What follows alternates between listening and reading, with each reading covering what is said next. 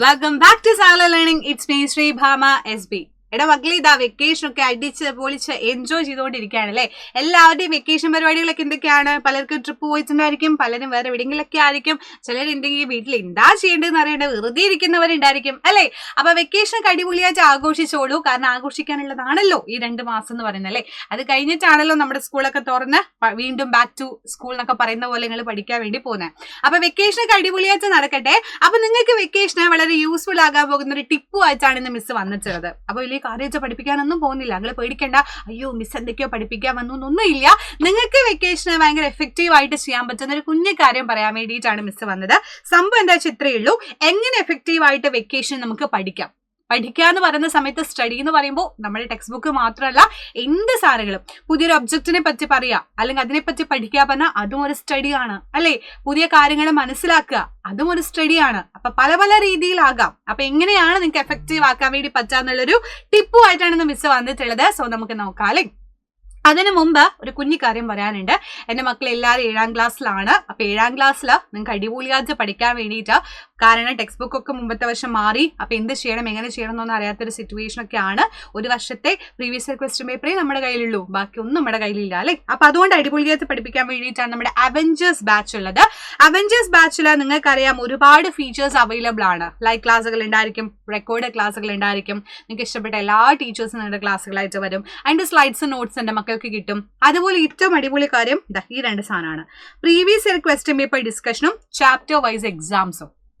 എപ്പോഴും എന്ത് പഠിച്ചു കഴിഞ്ഞാലും അതിന്റെ ക്ലിയർ ആണോ സെറ്റ് ആണോ എന്ന് അറിയാൻ വേണ്ടി നമ്മൾ എക്സാമും എന്ത് ചെയ്യണം, എപ്പോഴും അറ്റൻഡ് ചെയ്യണം. കാരണം നമ്മൾ പഠിച്ചത് ഓക്കെ ആണോ എന്നറിയാം. വെറുതെ പഠിച്ചിട്ട് ഇങ്ങനെ വാരി വലിച്ച് പഠിച്ചിട്ട് കാര്യമില്ല. ക്വസ്റ്റ്യൻ പേപ്പർ ഡിസ്കസ് ചെയ്ത് പഠിക്കുക, അല്ലെങ്കിൽ ക്വസ്റ്റ്യൻ പേപ്പർ ആൻസർ ചെയ്ത് പഠിക്കുക എന്നുള്ളതാണ് ഏറ്റവും ബെസ്റ്റ് ആയിട്ടുള്ള കാര്യം. സോ അത് നമ്മുടെ അവഞ്ചേഴ്സ് ബാച്ചിൽ ഉണ്ടായിരിക്കും. അതുപോലെ ഇൻ ആപ്പ് കമ്മ്യൂണിറ്റി പറയുന്ന പുതിയൊരു പരിപാടി നമ്മൾ ചെയ്തിട്ടുണ്ട്. അതെന്ന് പറയുന്നത് നമ്മുടെ ഈ അവഞ്ചേഴ്സ് ബാച്ചിനകത്ത് തന്നെ ഒരു കമ്മ്യൂണിറ്റി നമ്മൾ ബിൽഡ് ചെയ്തിട്ടുണ്ടായിരിക്കും. അതിൽ നിങ്ങൾക്ക് ഡീറ്റെയിൽസുകളും കാര്യങ്ങളും ഡൗട്ട്സുകളും കാര്യങ്ങളും അങ്ങനെ പല പല കാര്യങ്ങൾ അവിടെ സെറ്റ് ചെയ്യാൻ വേണ്ടി പറ്റും. ഇതിനെല്ലാം വരുന്നത് ഒരു വർഷത്തിന് 2750 റുപ്പീസ് മാത്രമാണ്. ഒരു ദിവസം 1 മാസം ഒന്നല്ല മിസ് പറയുന്നത്, ഒരു വർഷത്തിന് വരുന്ന പൈസയാണ്. വളരെ തുച്ഛമായ പൈസയാണ് അല്ലേ. അപ്പൊ എല്ലാവരും മാക്സിമം നമ്മുടെ അവഞ്ചേഴ്സ് ബാച്ചിൽ ജോയിൻ ചെയ്യാൻ വേണ്ടി ശ്രമിക്കുക. ഇവിടെ നമ്പർ കൊടുത്തിട്ടുണ്ട്, ഇതുവഴി കോൺടാക്ട് ചെയ്യാം കേട്ടോ.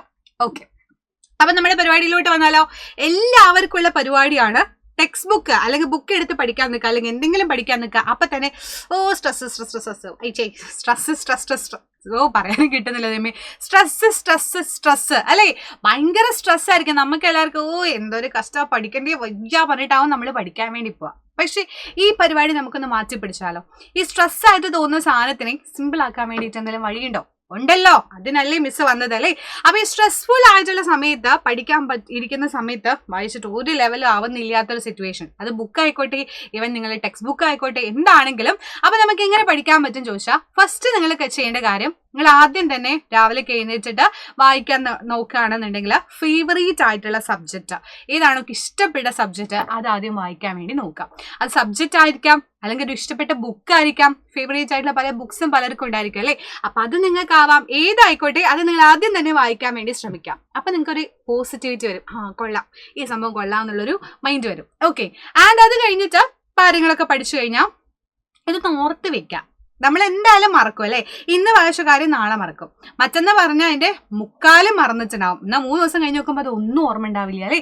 അപ്പൊ നമുക്ക് എപ്പോഴും ഉള്ളൊരു പ്രശ്നമാണ് ഓർമ്മയില്ല. അത് മാറ്റാൻ വേണ്ടിയിട്ടാണ് നമ്മൾ എന്ത് ചെയ്യുക, പഠിച്ച കാര്യം അല്ലെങ്കിൽ വായിച്ച കാര്യം ഒന്ന് റിവൈൻഡ് ചെയ്യാം. പിറ്റേടെ എന്ത് ചെയ്യുക, ഒരു സ്റ്റോറിയാണ് നിങ്ങൾ വായിച്ചെന്നുണ്ടെങ്കിൽ അതിലെ ക്യാരക്ടേഴ്സ് ആരൊക്കെയായിരുന്നു, എങ്ങനെയാ അവർ പരസ്പരം കണക്റ്റഡ് ആയിട്ട്, എന്തൊക്കെയാണ് അതിന്റെ ഇൻസിഡന്റ് എന്ന് ഓർത്ത് വെക്കാൻ വേണ്ടി ശ്രമിക്കുക.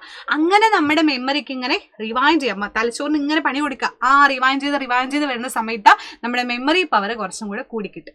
ഓക്കെ, ആൻഡ് അത് കഴിഞ്ഞിട്ട് നിങ്ങൾക്ക് ബ്രേക്ക് ഒക്കെ എടുക്കാം. ഫുൾ ടൈം ഇത് വായിക്കണമെന്നോ ഫുൾ ടൈം ഇത് പഠിക്കണമെന്നോ ഒന്നുമില്ല. നിങ്ങൾക്ക് പറ്റുന്നത് പോലെ ചെയ്താൽ മതി. ആൻഡ് പിന്നെ നിങ്ങൾക്ക് ഇഷ്ടമുള്ള ഗെയിംസുകൾ കളിക്കാം. എവിടെയെങ്കിലും പുറത്ത് പോയിട്ട് എല്ലാവരുടെ കൂടെ ഫുട്ബോളും ക്രിക്കറ്റും ഒക്കെ ഉണ്ടെങ്കിൽ അതൊക്കെ കളിക്കാം. പിന്നെ ഹോബീസ്, പാട്ടോ ഡാൻസോ അത് വേണമെങ്കിൽ ചെയ്യാം. പിന്നെ ഉറക്കം, ഇതാണല്ലോ നമ്മുടെ മെയിൻ പരിപാടിയില്ലേ. ഉറക്കം വരിക എന്ന് പറയുമ്പോൾ അത് എല്ലാവർക്കും വരുന്ന കാര്യം, പ്രത്യേകിച്ച് പഠിക്കാതിരിക്കുന്ന സമയത്ത് അല്ലേ. അതൊക്കെ നിങ്ങൾ ആ ബ്രേക്ക് ടൈം യൂസ് ചെയ്തിട്ട് അടിപൊളിയായിട്ട് ചെയ്യുക. അപ്പൊ ബ്രേക്ക് ടൈമിൽ ഇങ്ങനെയുള്ള കാര്യങ്ങളൊക്കെ നിങ്ങൾക്ക് ചെയ്ത് നോക്കാവുന്നതാണ്. ആൻഡ് അത് കഴിഞ്ഞ് എല്ലാ പരിപാടിയും കഴിഞ്ഞ് ഉച്ചവർക്കൊക്കെ കഴിഞ്ഞ് ഫുഡൊക്കെ കഴിച്ച ഒരു വൈകുന്നേരം ആവുമല്ലോ. അപ്പൊ നിങ്ങൾ വീണ്ടും കുറച്ച് എന്തെങ്കിലും വെറുതെ ഇരിക്കുന്ന സമയത്ത് ബോറടിക്കുമ്പോൾ എന്തെങ്കിലുമൊക്കെ എടുത്ത് വായിച്ചേക്കാന്ന് വെച്ചിട്ട് വായിക്കുകയാണെങ്കിൽ അപ്പൊ നിങ്ങൾക്ക് ഏറ്റവും ബുദ്ധിമുട്ടായിട്ട് തോന്നുന്നത് എന്തോ അത് വായിക്കാം. ടഫായിട്ടുള്ള സബ്ജക്റ്റോ എന്തെങ്കിലും ഉണ്ടെങ്കിൽ അതിന്റെ ബുക്ക് എടുത്തിട്ട് വായിക്കാൻ വേണ്ടി ശ്രമിക്കുക. ഈവനിങ് ടൈമൊക്കെ കുറച്ച് ബെസ്റ്റ് ടൈമാണ്. ഈവനിങ്ങും രാവിലെ ഏർലി മോർണിംഗ് ഒക്കെ അത്യാവശ്യം നന്നായിട്ട് എന്ത് വായിച്ചാലും നമുക്ക് ഓർത്തെടുക്കാൻ പറ്റുന്ന ഒരു സമയമാണ്.